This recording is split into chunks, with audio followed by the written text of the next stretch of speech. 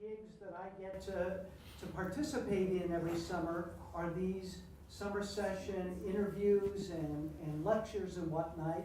And I think it's ironic that the older I get, the flimsier my memory is. So why I was chosen to do this walk down memory lane is questionable. But we have two great engineering professors as our guests this evening. I'm going to do a short introduction.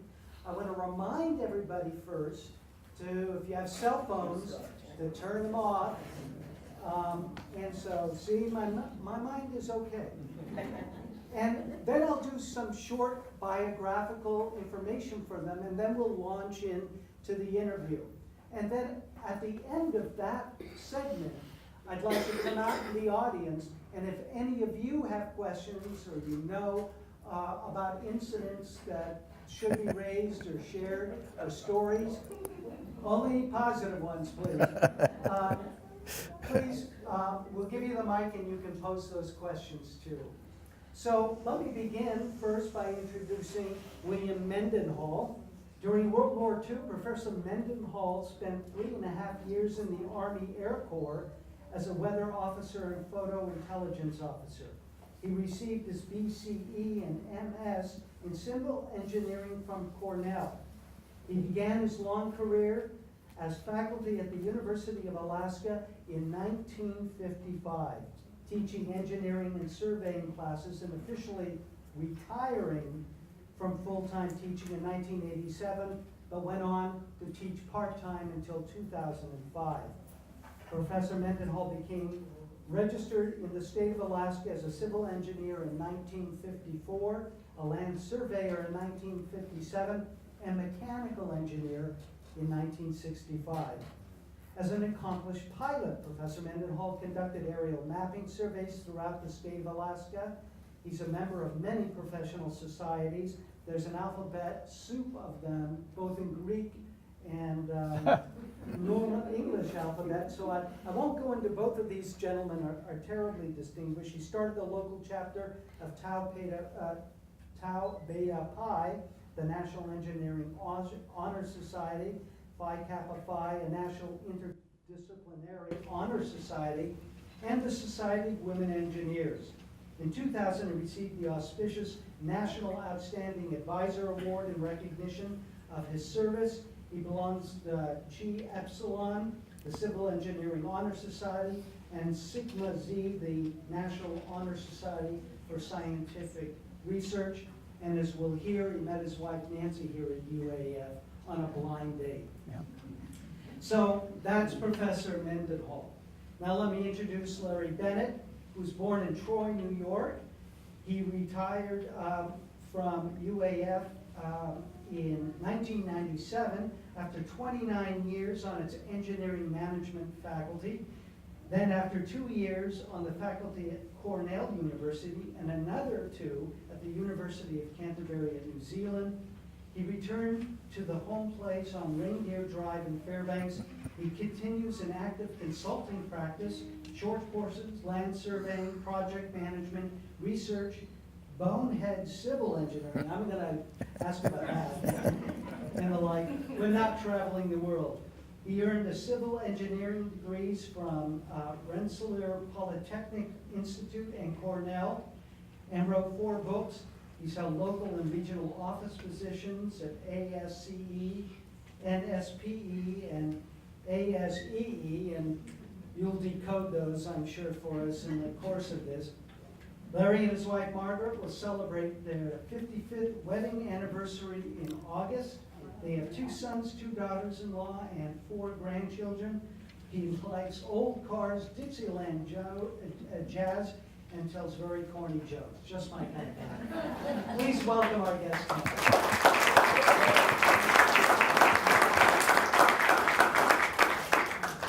So, Bill, I'm going to hand you that first. And I'm going to start with you. And I want to ask you, and actually this will be for both of you, but what drew you originally to engineering? How did you end up a civil engineer? Well, I was born in Indianapolis one street away from the main line of the Pennsylvania Railroad. So when I was a kid, at age 4 or 5, I would run over, and with the neighbor's permission, I could look and see the main line going by. And it's just a cow path anymore. There's no more trains there.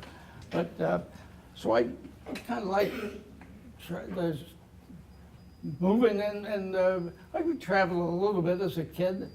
But at any rate, as I got into school, I liked math. I loved mathematics, and when I got into high school, my mother died, and I went away to a boarding school for a while, and I fell absolutely in love with that. I'm kind of bragging. I was salutatorian of a school of 200 graduates, and I just knew engineering was for me. I wanted to be a chemical engineer, and later on, my wife, my sister was dating a civil engineer, and he said, "Bill, you ought to switch to civil engineering." And I had never I was taking a course in chemistry at the time in high school, and I decided he's right, so I'm going to civil. And that's where I've been, never any doubt. Okay, let's hand this over to Larry. And what drew you? Were engineers in your family, or? There were no. I was trying to think. My dad was a school teacher. My mom was a school teacher, and I don't think there were any engineers in our family before me. But I liked the outdoors, and enjoyed things like Boy Scouting and things like that. And that, together with an interest in math and science, kind of made civil engineering a natural for me. And so that's sort of the short answer. Those So- two, the outdoors and interest in math and science. Yeah. Well, you both went to Cornell. So what is with Cornell? Is there something in the water that produces engineers? Lake Cayuga, I guess. Incidentally, when I was talking about the engineers in the family, I'm the other way around. My wife and I had 2 boys and a daughter, and the 2 boys are civil engineers, and one of them here is Jim Mendenhall, who's been a successful engineer in town, doing a lot of work for native tribes, and doing a lot of work on the North Slope and all over. And my son is doing the same thing, working for another native tribe organization, the Kotzebue group. And my son-in-law was a mechanical engineer, and he's just retired from BP. So it runs in the family, I think. I guess so. But what about Cornell?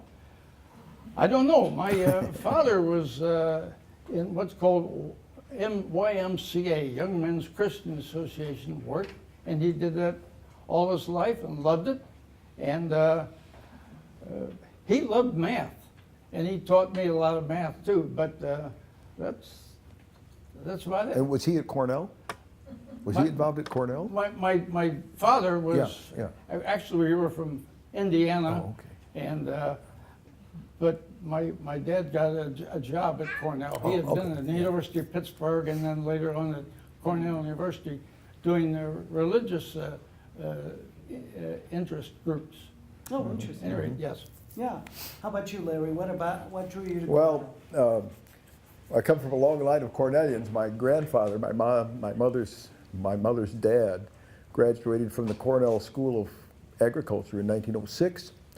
And then my mom followed him in the class of 1932, and my dad, 1933, I think. And they met in the Friday night class at the Methodist Church in downtown Ithaca. And then we lived in Ithaca. My dad taught in the high school in Ithaca. So it was kind of natural that I was kind of expected to go to Cornell. I applied in civil engineering at Cornell and Rensselaer. and then a couple of other minor institutions. One was Lehigh and one was MIT. And had the chance to go to all four of them.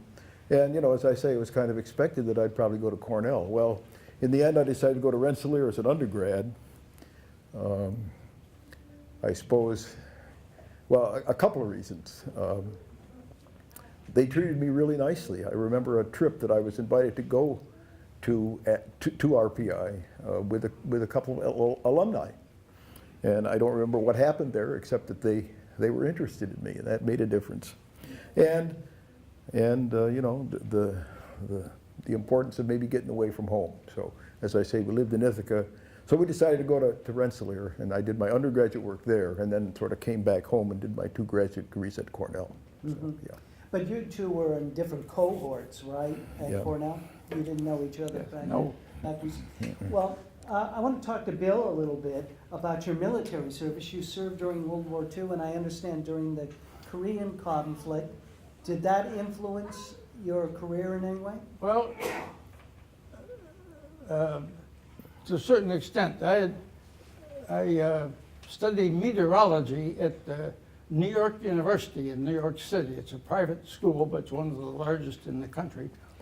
And there was an opening, they said, for people who wanted to be weather officers. And so I did that. I studied for a little bit over a year at that, got commissioned as a second lieutenant, and forecast at Chinook Field, Illinois, about 90 or 100 miles south of Chicago.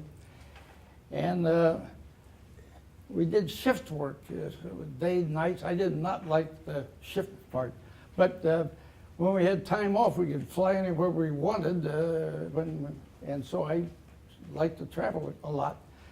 And when I retired, I had a chance to serve as a meteorology program in weather, but I decided not to pursue that but I did keep a commission in that, and so I was recalled during active duty for the Korean War. I was actually in eastern France. NATO was just getting started, and I was in on the very beginnings, and we worked with the French Corps of Engineers. So I lived in France for 2.5 years and I was speaking almost only French, and so that got me recalled, and so you have some years in military life there. But So when you were recalled for the Korean conflict, you were an engineer in the Army? Everything was all mixed up because the Army Air Corps ceased to exist in 1947 and it just stopped. And I'm kind of in between there. And then later on, we called it the Blue Shoes Air Force because they switched into blue uniforms and black shoes and everything. And so I was all mixed up, and somebody said, "Would you object if we called you a Department of the Army civilian?" And I said, "No, that's good." And they said, "You don't have to put up with any of the military CRA something." And so I enjoyed it, and worked out pretty well. And but when the opportunity came to extend my commission for 5 more years, I thought about it very briefly for a second or two, and no, so I was out. Well, let's bring you to Alaska, and hold on to that, Yes. Bill. And when did you first come? It was in the 40s, wasn't it? In the 1948, the Alaska Highway had just been opened to civilian traffic, and another guy and I bought a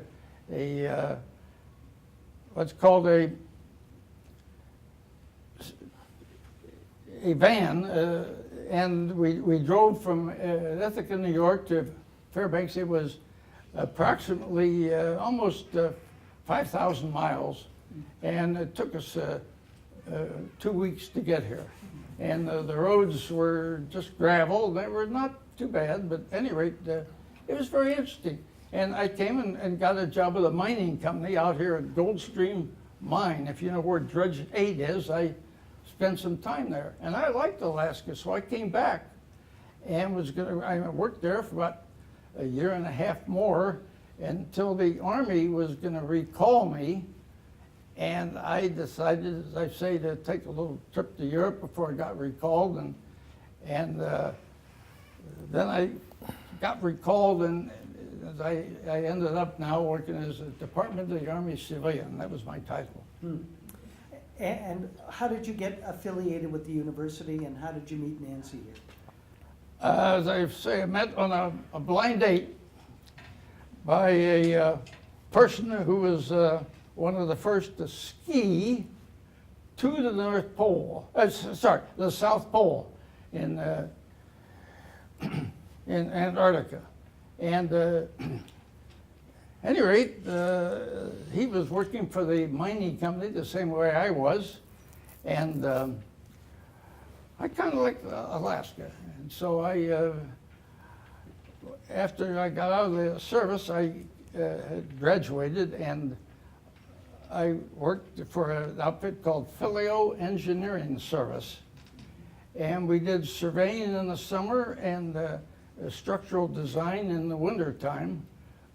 Designed the new the Fairbanks Presbyterian Church there on Cushman Street, and so forth. And I just like Alaska. That was a good place to be. And met my wife here, and she had was going to teach, and she got a job at Northdale High School, and we said, okay, we got married, and when she had taught some, we decided let's raise the kids. So she gave up on teaching there, but later on was one of the first people to run as a woman for the Fairbanks School Board. And she was on the school board for 15 years. Wow. Why don't you hand that over, and let's find out what drew Larry North here to Alaska and UAF. My first trip to Alaska was actually 1967, but if we go back a few years when I was in grad school, I had a graduate teaching assistantship. I never intended to teach. My dad was a school teacher, and I know I didn't want to, but I liked it. I liked teaching, and so because of that, I kind of set a goal to teach at a university somewhere, sometime. And so decided to finish the PhD in civil engineering at that time. But then I thought, before teaching engineers, maybe I should get some real engineering experience. And so I worked for 3 years for a large builder, designer of power stations and industrial facilities and things like that on the East Coast. And partway through that 3 years, we thought maybe it would be a good idea to change employers. I wasn't unhappy, but just to get a variety of experience, maybe I should change employers.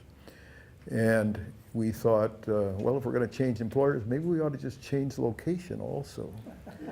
And when we lived in New Hampshire a year or so before that, a visiting lecturer had come to Concord, and we went to that lecture, and he talked about Alaska. This was 1967, maybe something like that, 66 anyway. And so he had a lot of wonderful slides and a great story about Alaska. So we thought, well, maybe we ought to consider moving to Alaska. But at that time, we're not at all interested in teaching, because I thought I wanted to get more experience in the construction industry. So I wrote this letter to the Dean of Engineering at the University of Alaska, Fairbanks, or college, I guess we called it. I didn't know his name, and I kind of explained my situation, that I ultimately wanted to teach, but I was really looking for a job in the construction industry in Alaska. Did he have any suggestions? And within a week, I had a reply, not from the dean, who was Dean Charles Belke, but from Dr. John Hilpert, who was running the engineering management program at the University of Alaska, who said, why don't you come teach for us? So, as it turned out, that's what happened. So, without sending out a whole bunch of resumes and hoping that one would catch somewhere, I visited Alaska at Thanksgiving time, visited Fairbanks and actually Juneau and Anchorage at Thanksgiving time in 1967, and liked what I saw, and I guess they liked what they saw. So one thing led to another, and so we accepted the job at the university in January of 1968, and Atlantic Richfield announced Prudhoe Bay in April of 1968. And we moved here in August of '68 and began what was going to be a couple of years here, and then go somewhere else. What is it, 49 years later, here we are, so. The standard story. Well, before we go and talk more specifically about the campus here, I want to clear something up about engineering. It's such a broad term. It applies so many different things, and as you just mentioned, Larry, there's engineering management. And so can you talk a little bit about what aspect of engineering you particularly enjoy and were drawn to and taught, and what the difference was between those two things? Larry, why don't you just begin a little bit and talk to me what engineering management means? Sure. I kind of crossed between civil engineering, kind of pure civil engineering, and engineering management. Civil engineering, including surveying and photogrammetry and structures and transportation and environmental engineering and so forth, the kind of the traditional civil engineering, and then engineering management, which was what I got involved in, well, working in the construction industry and then certainly teaching here. Engineering management we take to mean the management of technical activities and organizations and people, and not at all confined just to civil engineering, but the management of the technical enterprise, I guess, which includes a lot of things. Some people would say, well, it's just business administration for engineers, but we would not quite agree with that. A heavy emphasis on project management, the management of projects rather than kind of production or manufacturing management, with a lot of scheduling and cost estimating and control, and all the personnel issues and other kind of legal issues that go along with managing the technical enterprise. Mm-hmm. Well, once you hand that over to Bill, he mentioned photogrammetry, and I know that you played an important contribution in that discipline, but what did you kind of focus on yourself, Bill? Well, I had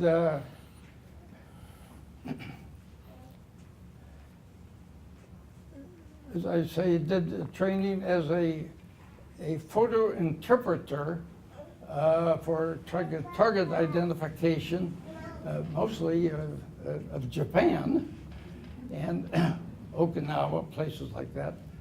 And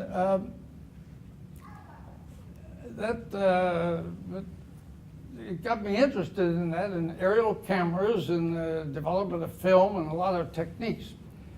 I kind of got interested in the fact that I had a pilot's license, and I had a few hundred hours of as a pilot, and I began to get surplus World War II equipment, and I found I could make some development plans for people who wanted to lay out subdivisions.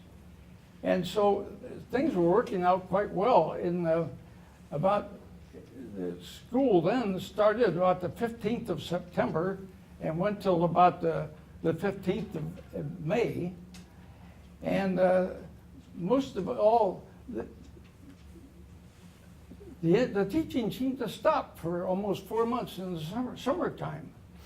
And it worked out pretty well, because people would go to work for a structural design. For example, one of our engineers, John Burdick, came, and for the summer he took time off and went to work for an outfit called Filio Engineering Service, and worked on that big pickle barrel design. And other projects got included. And I found that I could take some photos and do pretty good 5-foot contour levels, turn these over to somebody who wanted to develop the flat, and it got also the boys who were in their teenage years, they could act as pretty good survey rodmen, and fairly cheap. At any rate, we paid them legal fees, but at any rate, it worked out quite right. And so I just did that for a while. I liked it. And so I often thought that that's what you have grad students for, but you went for a younger kind of. Yes, Yeah. that's true. Okay. All right, so paint a picture, since we're celebrating the centennial here of the university. What was it like when you got here? I hate to tell you this, but one summer, a friend and I were working at, they say, out near where Dredge 2 is, and we decided, we'd heard of another mining camp called Esther, and we wanted to go to see Esther. Somebody said, well, you go out College Road, and you just keep going, and you can't miss it because there's nothing till you get there. And we drove and drove and drove, and I know what a university likes. I grew up in Ithaca, and there's thousands of students there. I know what a university looked like, and I didn't see anything there. And first, oh, that's because as you're driving along College Road, you kind of curve to route and swing past the university farm, and you can't miss it. Well, can't miss it was what's called Main Dorm and the Brooks Building. And anyway, we actually didn't see it on the way home. And I thought it was kind of interesting there. And Larry probably has a map that is nice. No. But at any rate, that was unique. So what was your classroom, what were the facilities like when you started Well, the teaching? classroom was a 3-story fire trap called the main building, the main dorm. And the civil engineering was on the top floor. Chemistry was in the basement. Home economics, they bake cookies over in other places. Now, it's now for a while it was a library and in other groups. And people seem to make do with what they had, and I was amazed because Cornell has a pretty good reputation, and I thought the university would be kind of just an also-ran. And I was amazed at the quality of the people here and their interest. And it all seems, I think, genuine to me. I think there's a real spirit. At the same time, the Anchorage wanted to get in the act and start their junior college program. And so they were going to start out as kind of the first 2 years of engineering. And they decided to go the whole route for UA Anchorage. And some of us spent several years commuting at night and teaching in the evening. So we'd fly down about 4 o'clock in the afternoon or so, teach out at the main building, and stay overnight and fly back the next day if we had to, or if there was a late flight, we could fly by night and get back in time. So the faculty traveled almost everywhere. Sounds like it. Larry, what was it like when you got here? Let me answer that 3 ways. One is a little bit about the organization in 1968, a little bit about facilities, and then remind me to tell just a quick story about parties at the Belkys, okay? So, I am so asking you about that. I brought the 1968-69 catalog, and here were the colleges. The College of Arts and Letters, the College of Behavioral Sciences and Education, the College of Biological Sciences and Renewable Resources, the College of Business, Economics and Government, the College of Earth Sciences and Mineral Industry, and the College of Mathematics, Physical Sciences and Engineering. And of course, that was the University of Alaska. Stop, right? Okay. One interesting thing in this catalog is there are 2 pages devoted to the South Central Regional Center. That was the university's presence in Anchorage at that time. So we were the CMPSE, right? College of Mathematics, Physical Sciences, and Engineering, and that's evolved in several different recreations. We had the School of Engineering, and now we're the College of Engineering and Mines, I guess, right? Facilities. When we arrived, this building was under construction. Kiewit was building this building, the LV building. They had sort of a unique construction process whereby they actually formed and poured the elevator core first. And I almost think it was a continuous lift construction. I'm not quite sure, but anyway, they formed and poured the concrete elevator shaft and then it's kind of built around it. The library and fine arts complex was under construction at that time also. So a lot of things have changed. We had cubicles in the Duckring building that were just about cubicles. I think if you followed Dilbert, it's now called a modular workstation. The department had an office that was lockable, and then we had fairly small cubicles, but it worked. We were invited to parties at Chuck and Jane Belkys, and Margaret remembers that a couple things about the Gehring boys. They were very young. They were very young. In fact, they ran around without any pants on. And now one of them is our Dean of Engineering. In fact, he's here tonight. Sorry, Doug. And she also remembers that they, at age 2 or 3, were allowed to drink a little bit of beer at those parties as well, right? Yeah. Okay. Enough.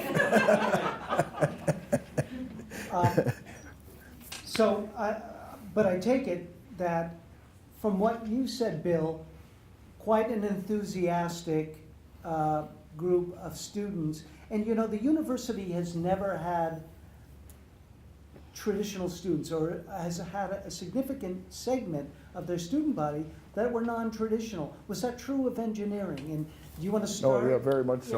Yeah, the engineering management program catered to students who were practicing engineers, who were working full-time during the day and then came to class at night. And this was true with a lot of the graduate engineering programs as well. But people like, you know, they're numbered in the audience tonight who, you know, were working full-time and kind of dragged themselves to campus to go to class for three hours a night for maybe a couple of nights a week and earned the master's degree after three years or so. So that's hard work, and those are pretty non-traditional folks.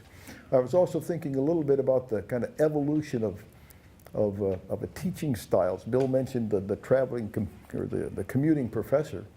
You know, if you think about the traditional way that classroom teaching is done, if you want to come to my class, if you want to learn from me, then you come and sit in my classroom, and you do that 3 hours a week, and maybe go to a lab on Tuesday afternoon.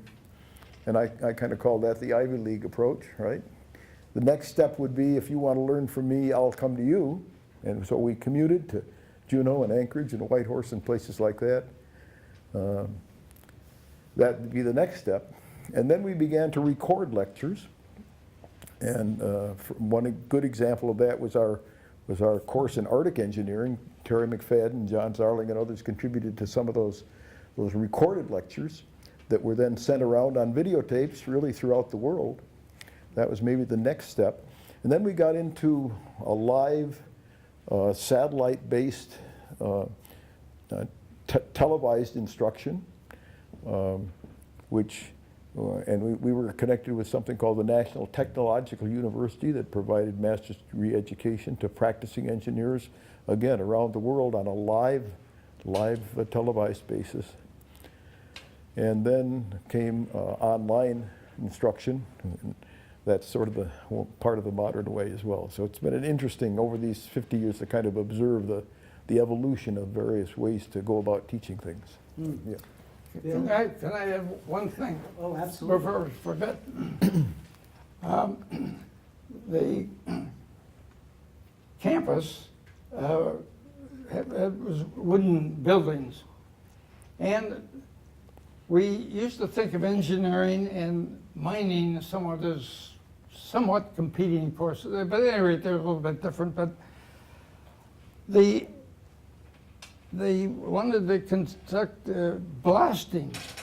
And you wouldn't want to do this today, but you'd go underground and get some churn drills and did some places, plant explosives, and stand back and boom. And so every once in a while there'd be a big boom, and that was it. And that seemed to have to go by, so that sort of stopped. But at any rate, there always used to be one day a year when the mining engineers would try to set off a blast and disrupt the entire school and ruin classes for the whole day. And they did. They were successful. Yes. Yeah. At the time I started teaching, we were all using slide rules. And 5 years later, we made the enormous step forward of buying a IBM 1620, and it was a punch card system, state of the art, and nobody quite knew how to get one going. So another guy and I got trying to bone up on the teacher, and so I taught one of the first computer classes here. And we thought it was pretty important. If you had us a few hours, we could come up with a little program that would work on punch cards. And of course, look at it today. I can't even begin to think of all the different programming languages and what's taught these days. But it all seemed to fit in place. Well, that really strikes a point that I hope you both talk to a little bit. Because with technology advancing, you as teachers and professors had to keep up all the time too. So what was that like as the time matured, technology and techniques and new equipment and whatnot came online? We tried to keep in contact, keep current, and depending on the state of the art, and there was money, and it was pretty good these days because Sputnik had awakened America, and a lot of money was available for different computer work, and it advanced. And I'll have to say that I think the UAF was right in there from the beginning, and a school everybody could be proud of. Mm-hmm. I don't know of anybody who's ever regretted going to school here. Mm-hmm. Now, there was one student who, he liked chemistry, and he liked doing some other things. And a chance came when Dr. Bennett was getting old, and he had retired. He lived on campus, And so he had a student help him drive him around campus and do errands for, and everybody wanted to see this fellow succeed. And they couldn't quite figure out what to do with him because his credits didn't seem to match up quite with anything. And somebody, he was interested in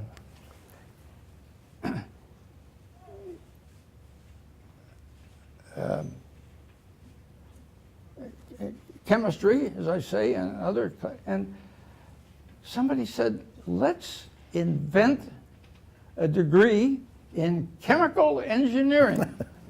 And you may find this difficult to believe. If you look in the catalog, you'll find the UAF gave one chemical engineering degree. And the fellow has since died.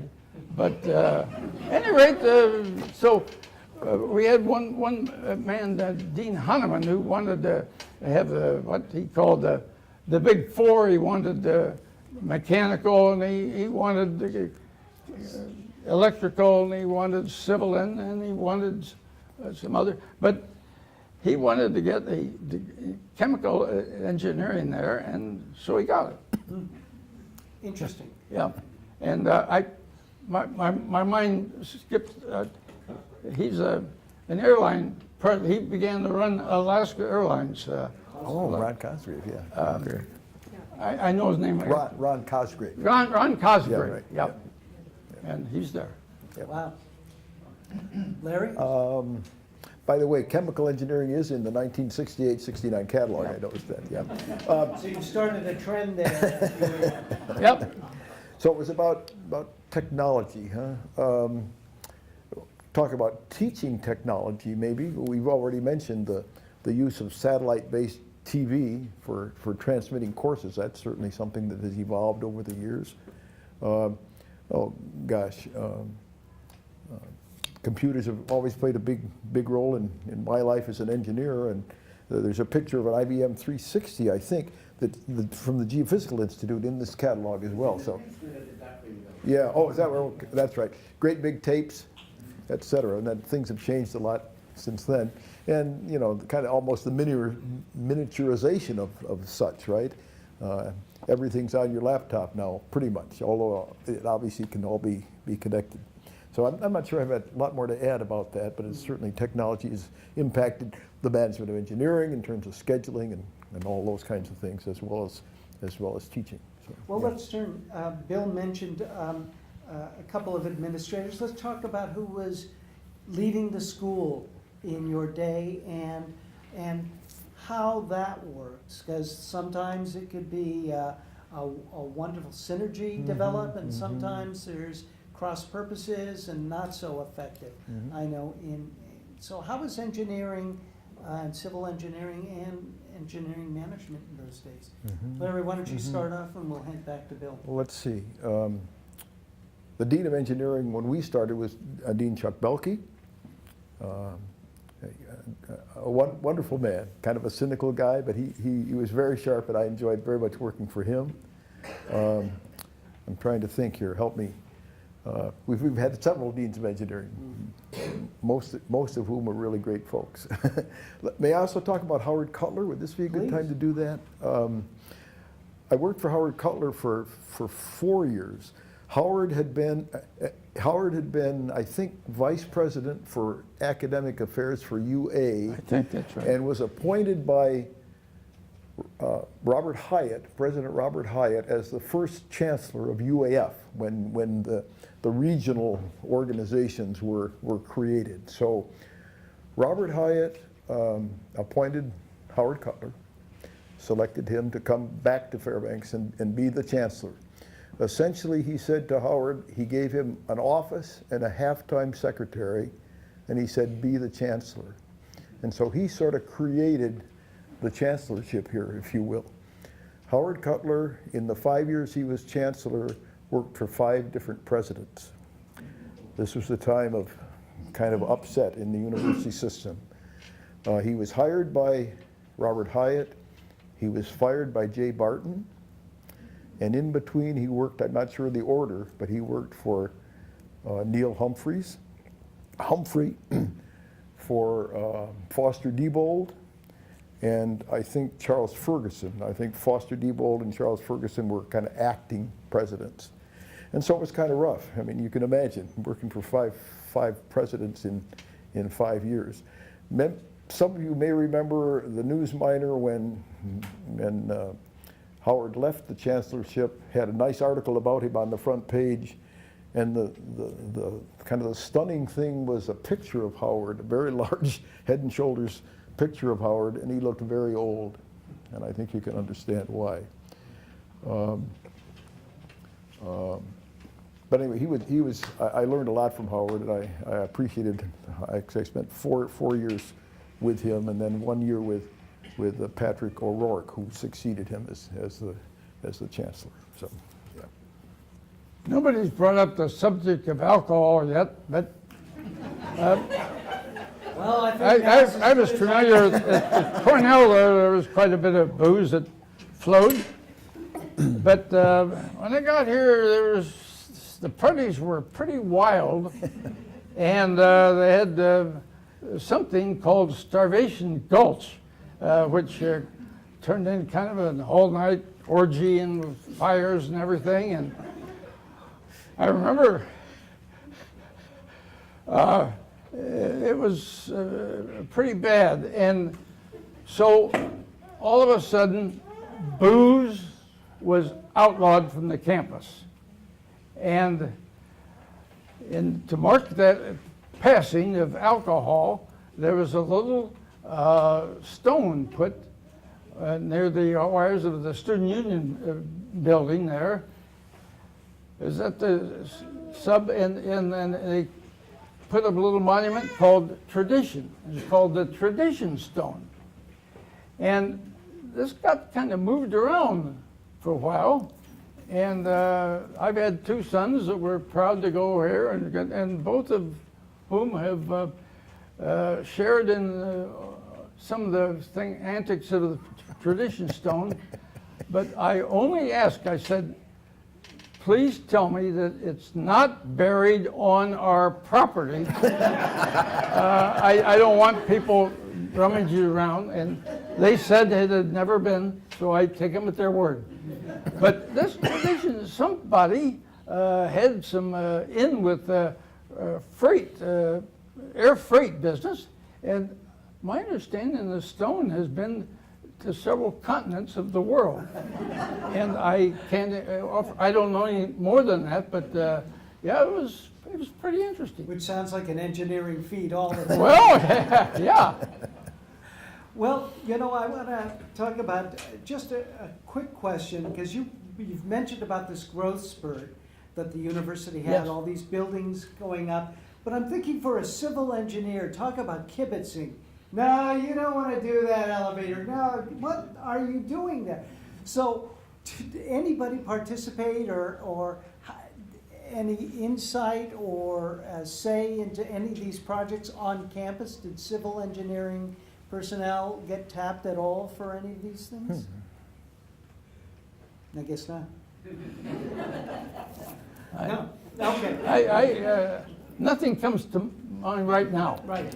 I think there were a couple folks who worked in the physical plant or the planning and construction area who then maybe migrated into teaching positions. I think Yeah. of our friend Ken Hobson, for example, who I think was a drafter maybe over there, and then came and taught part-time and then eventually full-time in civil engineering. So there was that connection, but in terms of faculty expertise assisting with university construction, I'm not aware of any of that.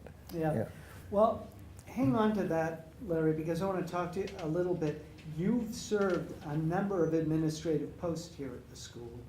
And was your background in engineering management helpful or not so much when you had to take up these posts, including you were interim chancellor at one point? No, very, very briefly, yes. Yeah, I suppose I can't point to anything directly that impacted, but you know, some experience with budgeting, I suppose, and with managing personnel and so forth and so on. And so I guess the short answer is yes. There must have been some some relationship between those experiences and doing a little bit of management or administration on campus, yes. And in your experience, it's so interesting to watch in the 30 years I've been associated with the school, you know, their ebb and flow in funding and new kind of insights or maybe not so insightful programs come and go. Yeah. So I want to open this up before we hand it over to the audience for questions.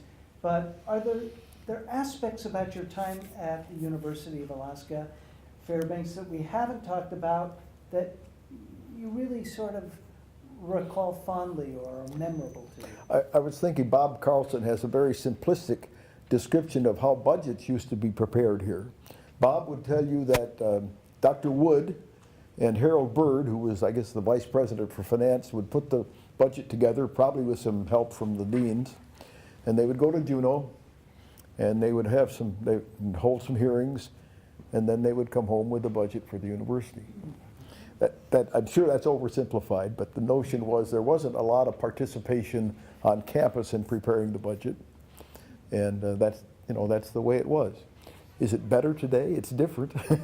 We don't need to get into that, but anyway, that would be one kind of maybe observation about the way budgets have changed. I've also been musing about the university and its budget problems and wondering this question. I don't know the answer. I think I do.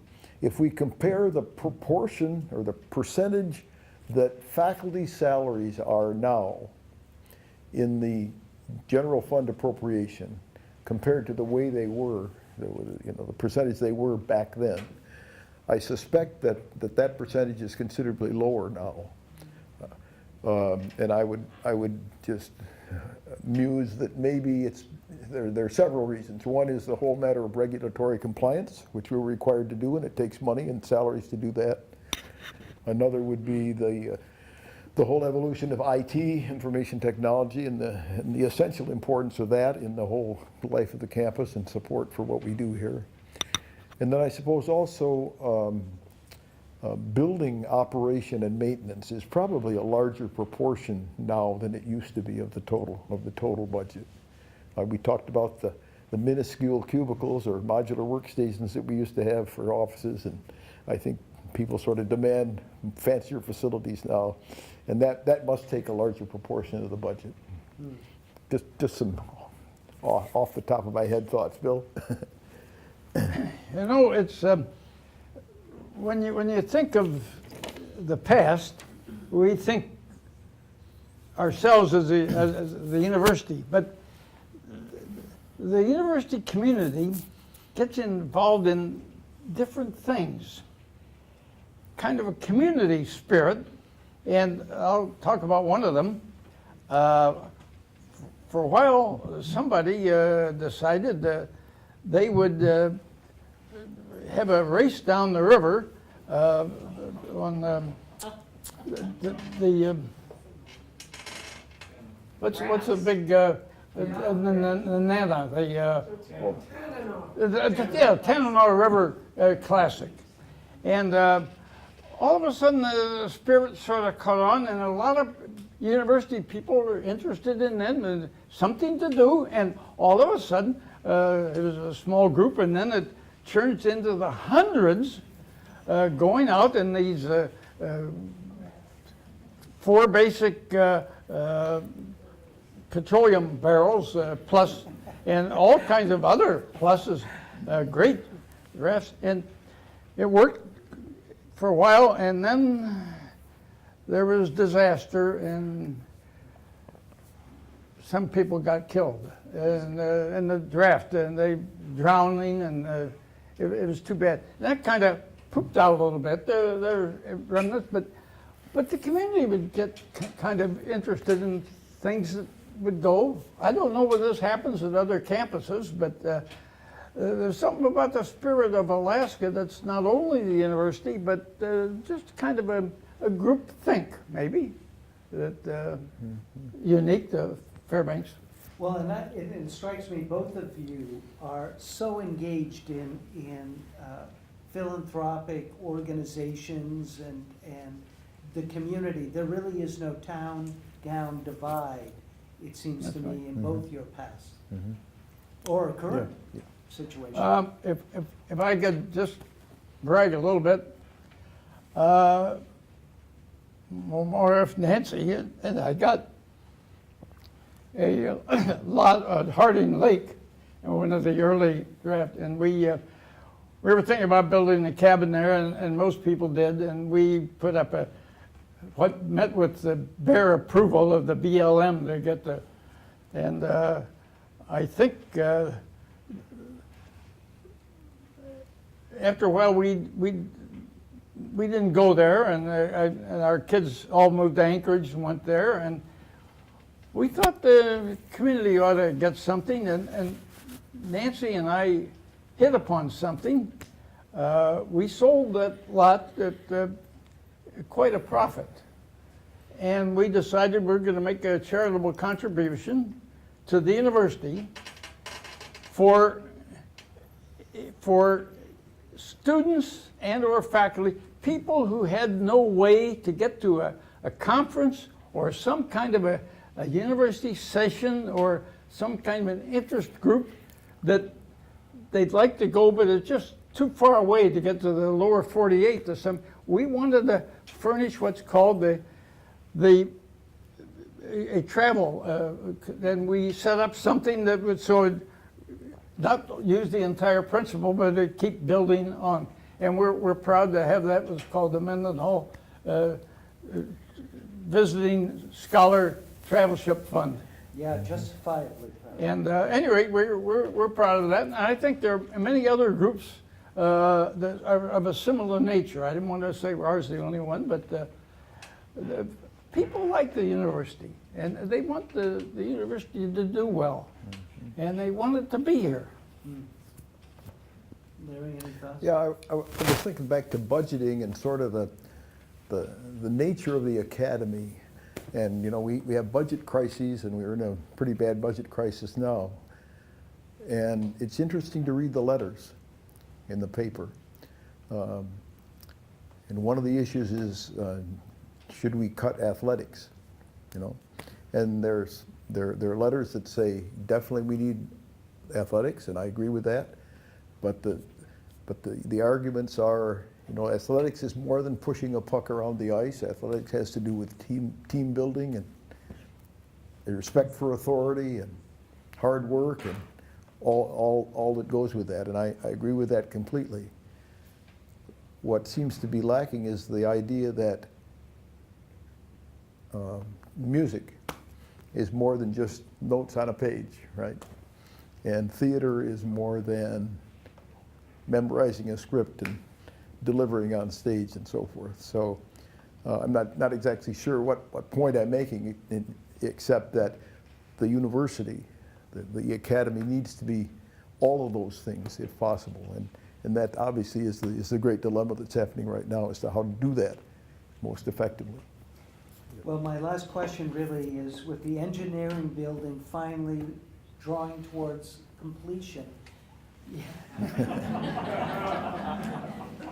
You are experienced, aren't you? Well, I'd like you to prognosticate a little bit. What do you think about what's the future of your discipline? What's the future of engineering at the university? Any kind of final thoughts on that? And then we'll open up to questions from the audience. I don't know. I wish I had great pearls of wisdom I could drop and say, hey, this is the way to go. And I don't know. There are several different thoughts, and we listen to them, see what we can. Just getting off the subject, but when I started teaching here, I started as what's called an instructor. I was an instructor for 2 years at the salary of $6,000 for 8 months, and payable for 8 months. You could choose to have it stretched over a year. And then I had 2 years as assistant professor, and I got $6,200. And but every year somebody would come along and say, well, here's the program. If you want to join us, please do. And if not, goodbye. And I don't know. Now I look at the salaries and they look pretty good from my backward way of thinking, but I think back then, but things were different and they seemed to work. That's, no great pearls of thought in here. Rats. Well, one of Dr. Wood's great legacies that people don't realize is that he convinced the legislature that faculty salaries should be 9-month salaries, not 8. Yeah. And, you know, sure, you may teach from September 15th, although it's earlier now, to May 15, but the job is really a 9-month job. And so he convinced the legislature that, as I say, salary should be for 9 months. And there's always some pressure when we need to cut budgets to say, well, I'll be glad to just accept an 8-month salary, and I hope we never do that. The only thing I can think of in response to your last question is, I think engineering at the university has to follow the state's needs, whatever that might be. And I guess I would foresee that we're still very much a developing state, and we're still very much a resource development state. And so I think engineering here has to focus on those kinds of trends. Well, especially with the national crumbling infrastructure and, Yeah. and the emphasis in building that up again, engineering certainly be important. So what I'm going to do now is I'm going to circulate in the audience here, if any of you have questions for these two gentlemen. I'll hand the microphone over to you, and then we'll see how that goes. So, If I could add one word. yes. I've taught here somewhere around 65 years, and I look at this group here, and I get very emotional. This is one of the best gang of people I've ever been with, and I love this place. I'm sorry, but thumbs up, whatever. Thank you.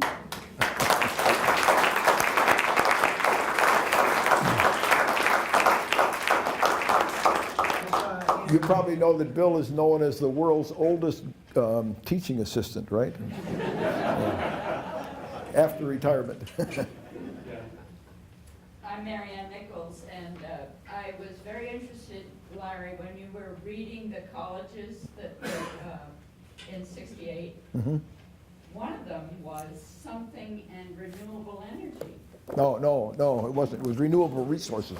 Renewable resources, okay, but that's sort of, we should have been talking more about renewables back then. Mm-hmm. But my question is for Bill, because talking about non-traditional students, when you were first here, they were GIs. There were college students, but there were a lot of vets back from the wars that were in the classes. And Larry mentioned Chuck Belkey, but you could list a lot of the 1950s, including Chuck Belkey. So he'd had a tour of duty by the time Larry got here. So there were really very few faculty, but very good ones in the 50s. You remember their names? Ed Rice, Chuck Belkey. Oh yeah, Chuck, was it? Chuck Sargent, yeah. Any reflections on that, Bill? Pardon? Any reflections on that, on the faculty back then and the student body? Well, Here, Bill. there were fewer people. So one time they used to have the faculty work in what was it called, the old home economics lounge and so forth. About 40 or 50 people were there, and that was about it.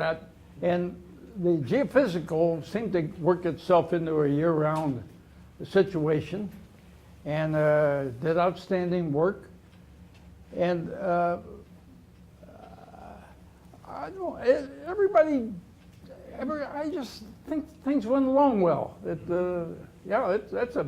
I'm proud to be known with the UAF faculty. Yeah, I'll swear to them to the day I die. This is the game. Okay.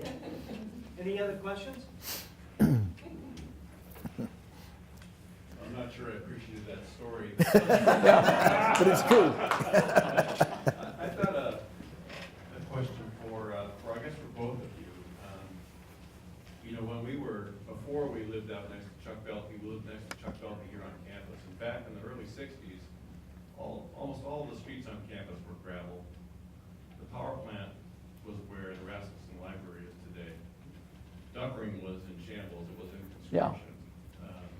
There wasn't anything here in West Ridge. That's why you couldn't see it on the way to Esther. Yeah. Yeah, but the thing that seems amazing to me is how much the university grew during the 1960s. And you mentioned, Larry, by the time you got here, the Rasmussen Library had been constructed. We had a brand new power plant down the hill, the Atkinson Power Plant. Duckring had been completed and a wing had been added. And we did all that without any oil. You know, it just strikes me how much we were able to do back in the 1960s without any oil. And certainly we're continuing to grow, but it seems much more painful these days. Maybe it's got something to do with the spirit that Bill was talking about of the people that were here at the time. I don't know, but it seems more difficult now to make progress without oil, and we're having to try to do that. I'm just curious if you have any reflections on how the campus grew back in the 1960s and how it was done.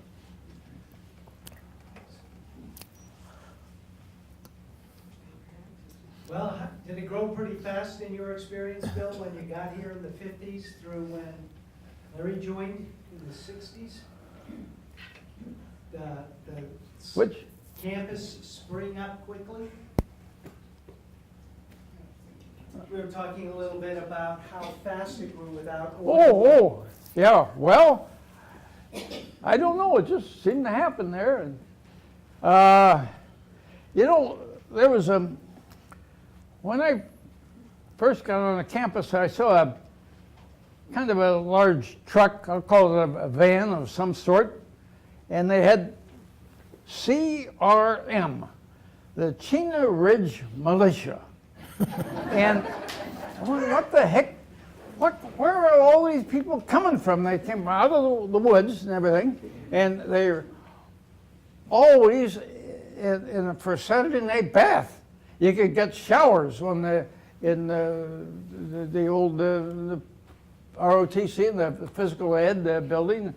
There were little groups that kind of sprung up from everywhere, and I don't know, just this place seemed to have a little personality all of its own. Right, maybe that esprit de corps was because of the shower. Maybe that's it. Maybe. You know, Doug, that's a really, really good question. I don't know the answer. I kind of suspect that maybe the university was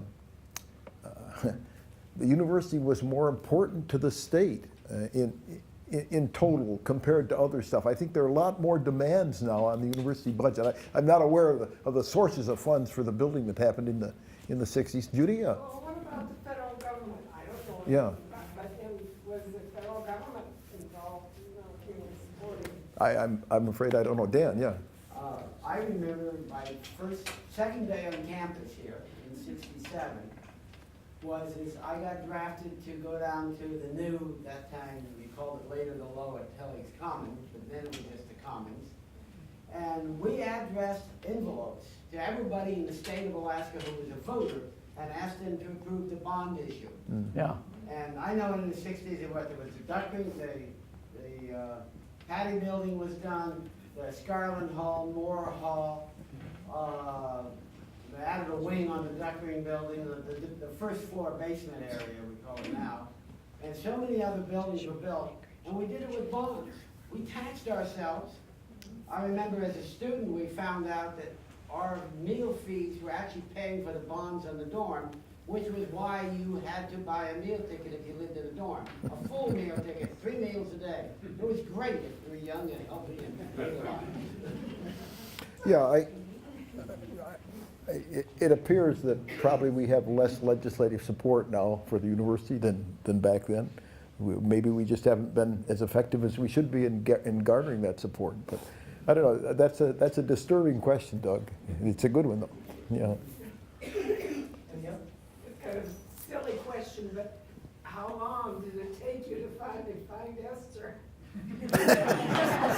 To find Esther, she wants to know. Well, when we got to Esther Camp, and then we turned around and we're driving back, you could see the campus coming.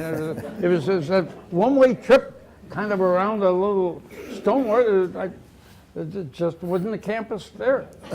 But we saw it on the way back. So the answer is later that night.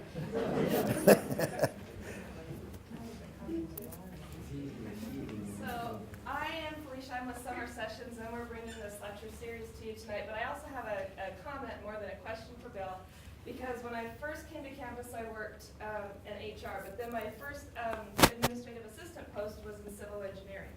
And I was there right when Bill was kind of on his way out.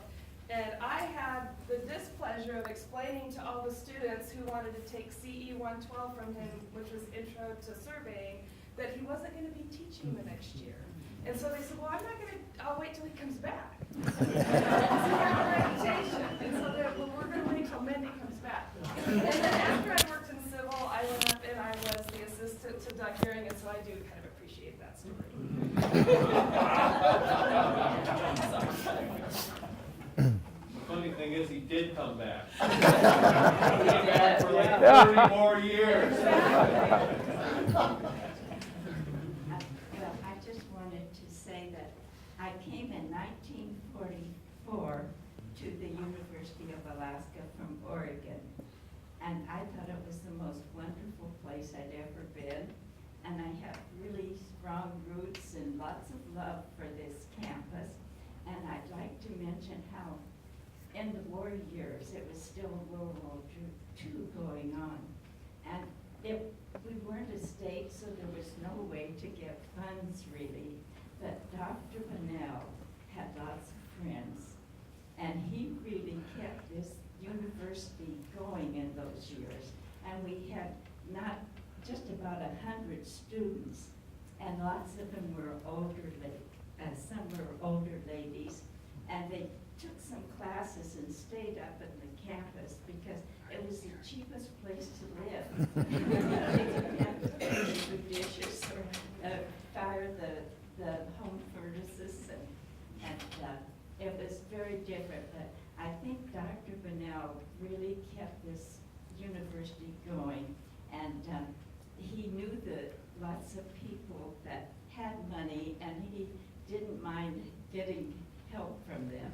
But I hope we'll always remember that he really did a wonderful job in creating the university and in keeping it going, and particularly during the 40s and the early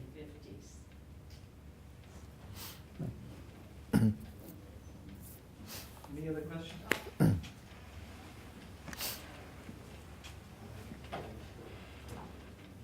I have an observation about Larry Bennett.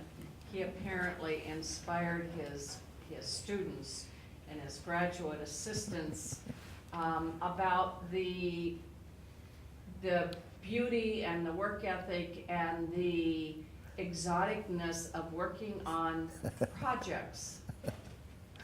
As in, would you like to come help me build my log cabin 8 miles up the North Fork of the Chena River? No, there is not a road. No, there's kind of a trail. Yes, we are dragging all the materials in.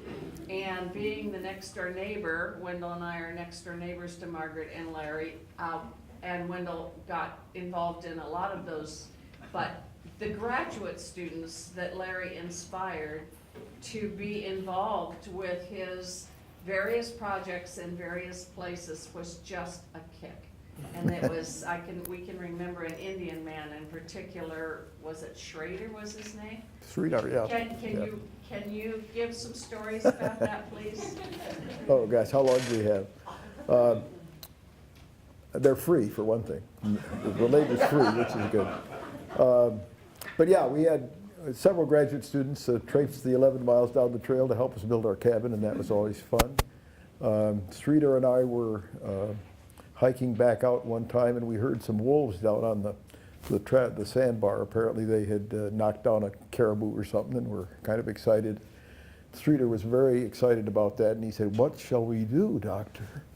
Well, you know, I said, "I guess we'll just keep walking," which we did, and we walked a little faster. But you know, the kind of experience a young man from urban India would never have expected in his whole life, and it was just kind of exciting to see that excitement that he got involved in. Well, are there any other questions? I want to make a comment. The publicity for this said my career here at the university was from 1968 to 1977. It was really 97, but 77 was when I joined Howard Cutler in the chancellor's office. And so some people would call that the end of a career, right?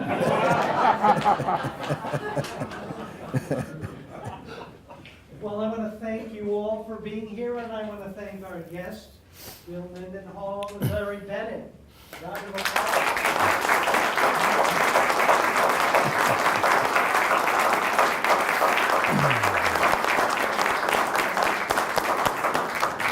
And next week at this time, we have Rudy Krejci as our guest here on A Walk Down Memory Lanes. I hope you'll join us then. Thank you.